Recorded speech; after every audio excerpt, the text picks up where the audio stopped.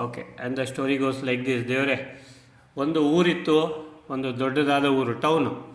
A big town was there, or you can assume it as a city. ಒಂದು city ಇತ್ತು ಅಂತ ಅಂದ್ಕೊಳ್ಳಿ. ಆ ಸಿಟಿಯ ಹೊರವಲಯದಲ್ಲಿ ಒಂದು ಚಿಕ್ಕದಾದ ಹಟ್ಟಿಗೆ ಏನು ಹೇಳ್ತೀರ, ಗುಡಿಸಲಲ್ಲಿ ಒಬ್ಬರು ಮಹಾತ್ಮರು ತಂಗಿದ್ದರು. ಮಹಾತ್ಮರು ಅಲ್ಲೇ ಇದ್ದರು. ಸೊ ಒಂದು ದಿನ ಸಂಜೆ ಅವರು ಹೊರಗಡೆ ಜಗಲಿ ಮೇಲೆ ಕೂತಿದ್ದಾಗ ಒಂದು ಕಪ್ಪು ಛಾಯೆ, ಆ black shadow was running towards the city. ಒಂದು ಕಪ್ಪು ಛಾಯೆ ಸಿಟಿ ಕಡೆ ಓಡೋದನ್ನು ನೋಡಿದ್ರು. ಅವರು ಎದ್ದೋಗ್ಬಿಟ್ಟು ತಡಿಯಪ್ಪ, ನಿಲ್ಲಪ್ಪ ಅಂತ ಹೇಳಿದ್ರು ಆ ಛಾಯೆಗೆ. ಆ ಛಾಯೆ ನಿಂತ್ಕೊಂಡು ಮತ್ತೆ ಹಿಂದೆ ಬಂತು. ಏನಪ್ಪ ಸಮಾಚಾರ, ಏನು ಮಹಾತ್ಮರೇ ಅಂತ ಕೇಳ್ತು ಆ ಛಾಯೆ ಈಸ್ ಶ್ಯಾಡೋ. ಆ ಛಾಯೆ ಕೇಳ್ತು, ಏನು ಮಹಾತ್ಮರೇ ಕರೆದಿದ್ದು ಅಂತ.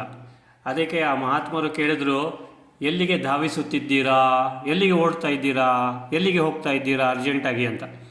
ಅದಕ್ಕೆ ಅವರು ಹೇಳಿದ್ರು, ಇನ್ನು ಸ್ವಲ್ಪ ದಿನದಲ್ಲಿ ಆ ಊರಲ್ಲಿ, ಆ ದೊಡ್ಡದಾದ ಊರಲ್ಲಿ ಒಂದು ಒಂದು ಎಪಿಡೆಮಿಕ್ ಆಗಲಿದೆ ಅಂತ ಹೇಳ್ತಾರೆ. ಹೌದಾ, ಎಷ್ಟು ಜನ ಸಾಯ್ಬಹುದು ಸಾಧಾರಣ ಅಂತ ಕೇಳ್ತಾರೆ ಮಹಾತ್ಮರು. ಅದಕ್ಕೆ ಅವರು ಹೇಳ್ತಾರೆ, 1000 ಜನ ಸಾಯ್ತಾರೆ ಅಂತ ಹೇಳ್ತಾರೆ. ಓ ಹೌದಾ, ಸರಿ ಹೋಗಿ ಬನ್ನಿ ಅಂತ ಅವ್ರಿಗೆ ನಮಸ್ಕಾರ ಮಾಡ್ತಾರೆ. ಆ ಕಪ್ಪು ಛಾಯೆ ಮತ್ತೆ ಧಾವಿಸುತ್ತೆ, ಓಡುತ್ತೆ ಟುವರ್ಡ್ಸ್ ದ ಸಿಟಿ.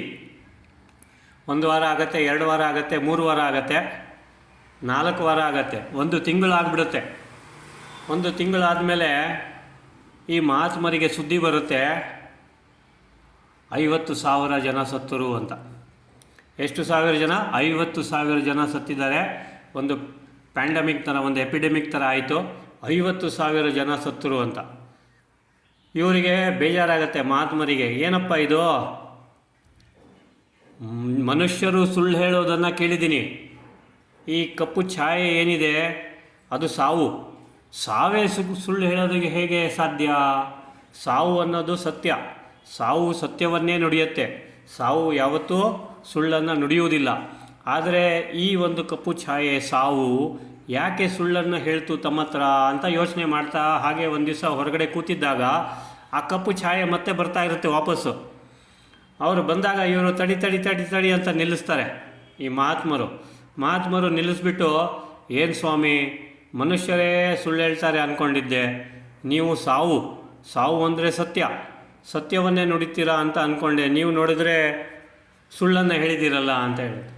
ನಾನೇನಪ್ಪ ಸುಳ್ಳು ಹೇಳಿದೆ ಅಂತ ಹೇಳಿದೆ. ನೀವೇನು ಹೇಳಿದ್ರಿ? 1000 ಜನ ಸಾಯ್ತಾರೆ ಅಂತ ಹೇಳಿದ್ರಿ. 1000 ಜನವನ್ನು ಅಥವಾ 1000 ಜನರನ್ನು ತೆಗೆದುಕೊಂಡು ಹೋಗಲಿಕ್ಕೆ ನಾನು ಬಂದಿದ್ದೇನೆ ಅಂತ ಹೇಳಿದ್ರಿ. ಆದರೆ 50,000ಕ್ಕಿಂತ ಹೆಚ್ಚು ಸತ್ತಿದಾರಲ್ಲ ಅಂತ ಹೇಳ್ತಾರೆ. ಹೌದಪ್ಪ, ನೀ ಹೇಳ್ತಾ ಇರೋದು ನಿಜಾನೇ. ನಾನು ಕೇವಲ 1000 ಜನಗಳ ಆತ್ಮಗಳನ್ನು ತೆಗೆದುಕೊಂಡು ಹೋಗ್ತಾ ಇದ್ದೀನಿ. ಆದರೆ ಉಳಿದವರು ಸತ್ತಿದ್ದವರು ಹೆದರಿಕೆಯಿಂದ ಸತ್ತರು. ಆ ಕಡೆ ಮೇಲೂ ಇಲ್ಲ, ಈ ಕಡೆ ಕೆಳಗೂ ಇಲ್ಲ, ಮಧ್ಯದಲ್ಲಿ ತೇಲಾಡ್ತಾ ಇದ್ದಾರೆ. ಅರ್ಥ ಆಯ್ತಾ? ಸೊ ಫಿಯರ್, ಯಾವಾಗ ನಮಗೆ ಸಾವಿನ ಭಯ ಇರುತ್ತೆ ಅಥವಾ ಯಾವುದಾದ್ರೂ ಭಯ ಇರುತ್ತೆ, whether it is epidemic, pandemic, ಏನಾದರೂ ಒಂದು ದೊಡ್ಡ ಸಾಂಕ್ರಾಮಿಕ ರೋಗದ ಭಯ ಇದ್ದರೆ ಆ ಭಯದಿಂದ ಸತ್ತವರು ಆ ಕಡೆ ಹತ್ತಕ್ಕೆ ಮೇಲೆ ಹೋಗೋದಿಲ್ಲ, ಈ ಕಡೆ ಕೆಳಗಡೆನೂ ಇಳಿಯೋದಿಲ್ಲ. ನೆನಪಿಟ್ಕೊಳ್ಳಿ.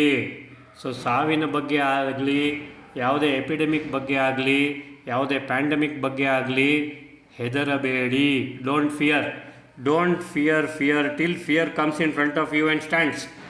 ಆ ಫಿಯರ್ ನಿಮ್ಮ ಎದುರುಗಡೆ ಬಂದರೂ ಸಹ ಹೆದರಬೇಡಿ. ಅವರಿಗೆ ಕೇಳಿ, ಊಟ ಆಯಿತಾ, ತಿಂಡಿ ಆಯಿತಾ, ಕಾಫಿ ತೊಗೊಳ್ತೀರಾ ಅಂತ ಕೇಳಿ.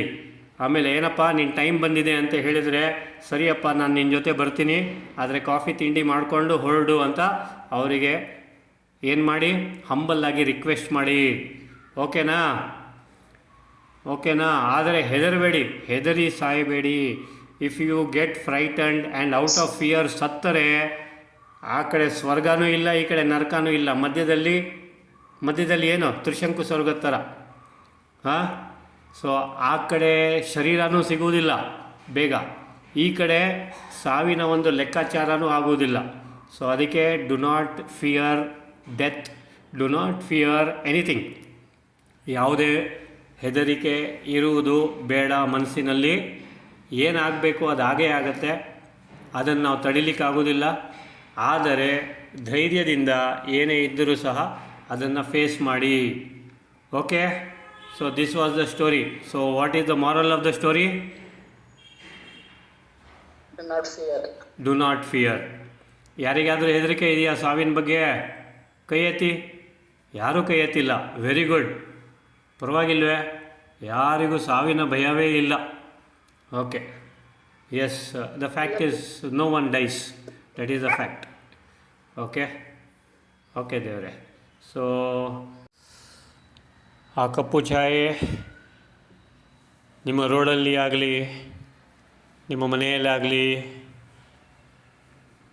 ಅಥವಾ ಮನೆಯಲ್ಲಿ ಯಾರಿಗಾದರೂ ಕರೆದುಕೊಂಡು ಹೋಗಲಿಕ್ಕೆ ಬರುವುದಾದರೆ ಆ ಕಪ್ಪು ಛಾಯೆ ಬರುತ್ತೆ. ಅದಕ್ಕೇನು ಬಾಗಿಲು ಬೇಕಿಲ್ಲ, ಕಿಟಕಿ ಬೇಕಿಲ್ಲ, ಅದಕ್ಕೆ ಶ್ಯಾಡೋ ಇರೋದಿಲ್ಲ, ಪ್ರತಿಬಿಂಬ ಇರೋದಿಲ್ಲ.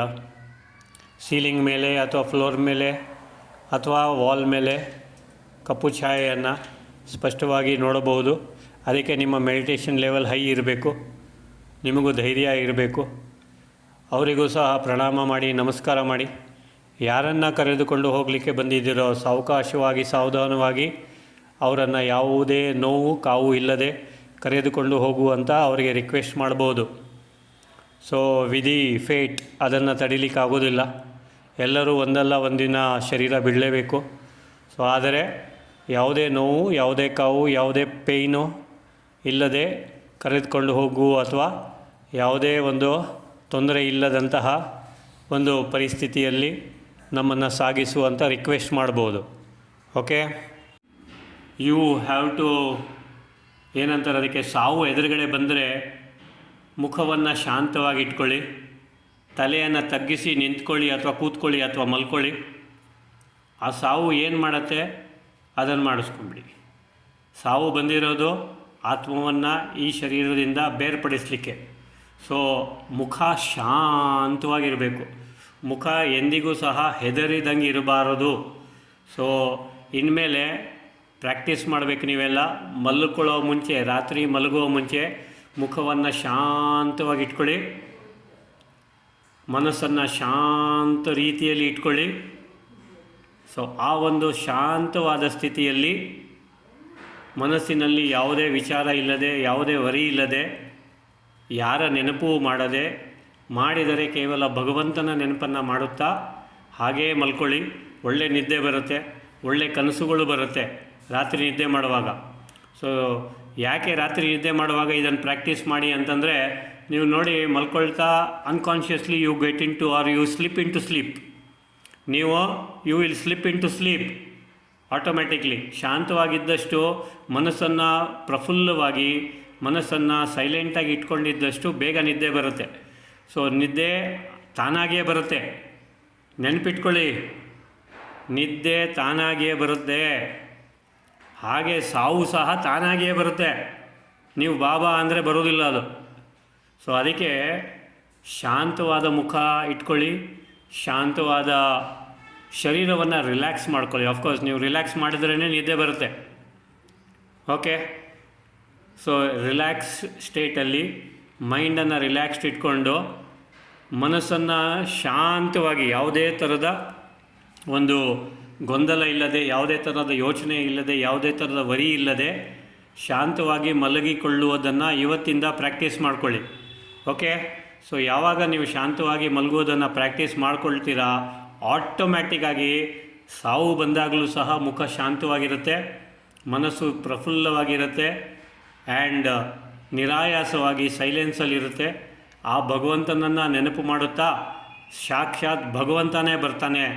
ಯಾವಾಗ ನೀವು ಭಗವಂತನನ್ನು ನೆನಪು ಮಾಡ್ತೀರಾ, ಆ ಭಗವಂತನೇ ಸಾಕ್ಷಾತ್ ಬರ್ತಾನೆ ನಿಮ್ಮನ್ನು ಕರ್ಕೊಂಡು ಹೋಗಲಿಕ್ಕೆ. ಸೊ ಖುಷಿ ಖುಷಿಯಾಗಿ ನಗುತ್ತಾ ಶರೀರ ಬಿಡಬೇಕಾ? ಟೈಮ್ ಆಯಿತು. ಈ ಶರೀರದಲ್ಲಿ ಎಷ್ಟು ವರ್ಷ ಇದ್ದೀನೋ, ಎಷ್ಟು ಕಾಲ ಕಳೆದನೋ, ಖುಷಿ ಖುಷಿಯಾಗಿ ಸಂತೋಷವಾಗಿ ಬಾಳಿದ್ದೀನಿ. ಆ ಪರಮಾತ್ಮನ ಆಶೀರ್ವಾದದಿಂದ ಒಳ್ಳೆ ಶರೀರ, ಒಳ್ಳೆ ಮನೆ, ಒಳ್ಳೆ ಹಸ್ಬೆಂಡು, ಒಳ್ಳೆ ವೈಫು, ಒಳ್ಳೆ ಮಕ್ಕಳು, ಒಳ್ಳೆ ಮೊಮ್ಮಕ್ಕಳು, ಒಳ್ಳೆ ನೇಬರ್ಸು, ಒಳ್ಳೆ ಫ್ರೆಂಡ್ಸು, ಒಳ್ಳೆ ಎಲ್ಲ ರೀತಿಯಲ್ಲೂ ಒಳ್ಳೆತನ ಆಗಿದೆ. ಈ ಒಂದು ಜೀವನ ನಂದು ಸಾರ್ಥಕವಾಗಿದೆ, ನಿನಗೆ ಅನಂತ ಅನಂತ ಧನ್ಯವಾದಗಳು ಅಂತ ಹೇಳ್ತಾ ದೇಹಕ್ಕೂ ಧನ್ಯವಾದ ಕೊಡ್ತಾ ಶರೀರವನ್ನು ಖುಷಿ ಖುಷಿಯಾಗಿ ನಗು ನಗುತ್ತಾ ಶಾಂತವಾಗಿ ತ್ಯಾಗ ಮಾಡಬೇಕು. ಸೊ ಅದಕ್ಕೆ ಪ್ರಾಕ್ಟೀಸ್ ಮಾಡಬೇಕು. ಡೈಲಿ ಮಲಗುವ ಮುನ್ನ ಶಾಂತವಾದ ಮುಖ ಇಟ್ಕೊಂಡು ಮಲ್ಕೊಳ್ಳಿ. Okay, is this easy for everyone? Very good.